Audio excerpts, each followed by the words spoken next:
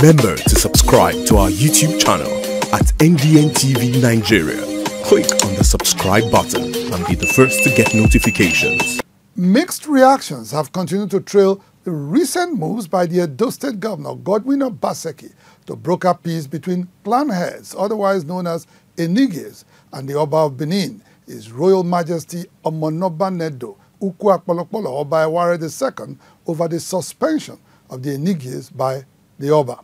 While some people describe the governor's move as a step in the right direction, others say it is coming too late and is just a calculated attempt by Governor Obaseki to win supporters for his party during the September 21st gubernatorial election in the state.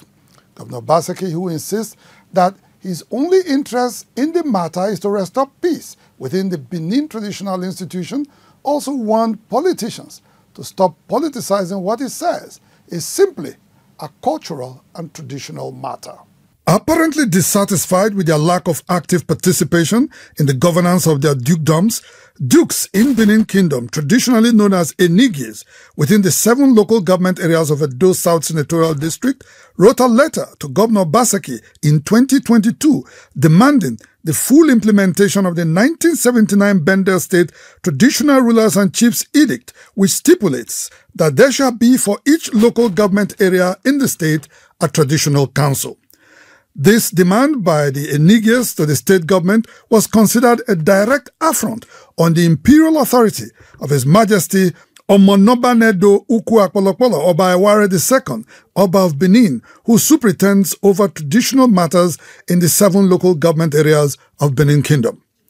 After due deliberation on the matter, the Governor Obaseki-led Executive Council of Edo State in August last year approved the request of the Enigies and authorized the full implementation of the 1979 Traditional Rulers and Chiefs Law, which creates a traditional council for each of the 7 local government areas in Benin Kingdom.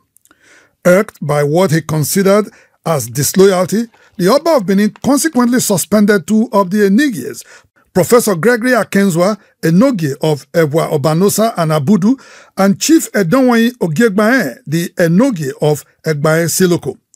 After his suspension, Professor Akenzwa was arrested by the police in November last year and charged to court for impersonation. Upon his release on bail, Professor Akenzwa and Chief Ogiegbae both approached a Benin High Court, challenging their suspension by the Oba.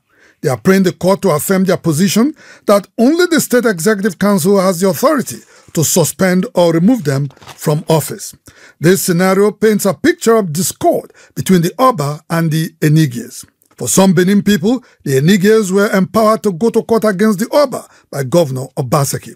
However, Professor Akenzwa says nothing could be further from the truth. The issue of people saying that it is the governor using us to fight the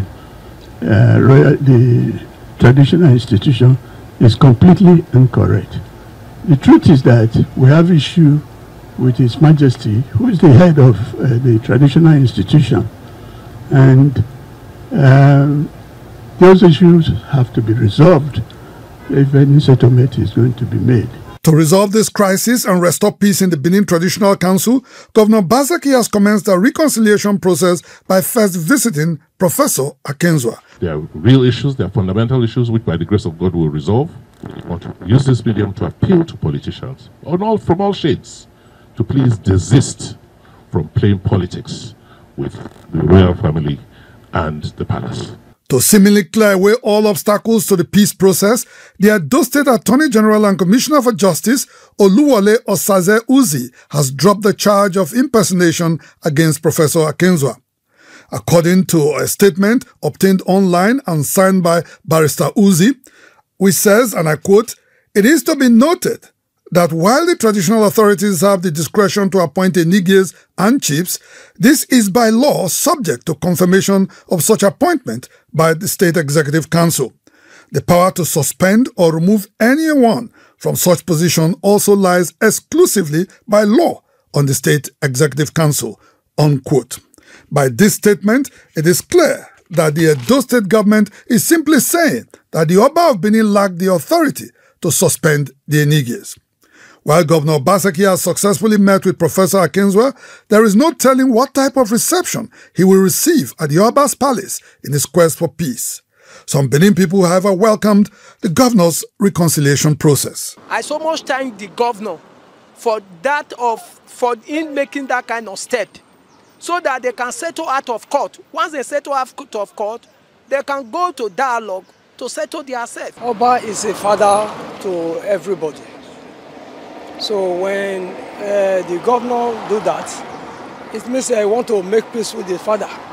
For some others, Governor Obaseki's reconciliation process is simply late, and it is in the real sense a quest for political patronage for his party in the next gubernatorial elections that are just months away. Everybody will now look at it that is because of the election we want to reconcile.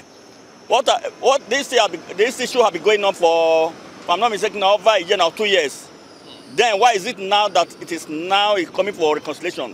He made a good step, but the step is too late to do that, because he cannot say he don't know. Now that election is arriving, he's trying to, those are political agreements. For Chief Ikponwosa Omorege Usionye, the Obasonye of Benin Kingdom, the action of dragging His Majesty to court by the Enigies is sacrilegious. He advised the Enigies to retrace their steps, come home and settle their dispute with their father, the Oba of Benin. Taking your father to court is laughable. Take it or leave it. Anywhere you want to hear it, anywhere you want to say it. The court where you took the case to, they don't make you a Enigie. They don't make you duke over the dukedoms you supersede for the palace. It is the palace that made you the duke over that dukedom. So it behoves on you to take your complaint to the palace. As Governor Obaseki continues his peace process, he must do so with sincerity and tact in order to win the support of Benin people, a lot of whom believe that a fight against the Oba, whether right or wrong, is an abomination. Yeah, we are here in respect of a case between some of Enige and the monarch. Nevertheless, I never know the content of the case, but being Enige taking the Oba to the court is not acceptable. Meanwhile, the Oba of Benin last weekend pleasantly received 2 artifacts returned from Germany in 2022. They were handed over to the monarch by the Director General of the National Commission for Museum and Monuments, Olugbile Holloway. The artifacts are 2 royal stools, one wooden and the other bronze. They were both made during the reigns of Oba Eresonye and Oba Esige, respectively. They were carted away during the British invasion of Benin Kingdom in 1887. In a rare royal display, an excited Oba Eware II danced to the admiration of his subjects and eventually sat on one of the stools.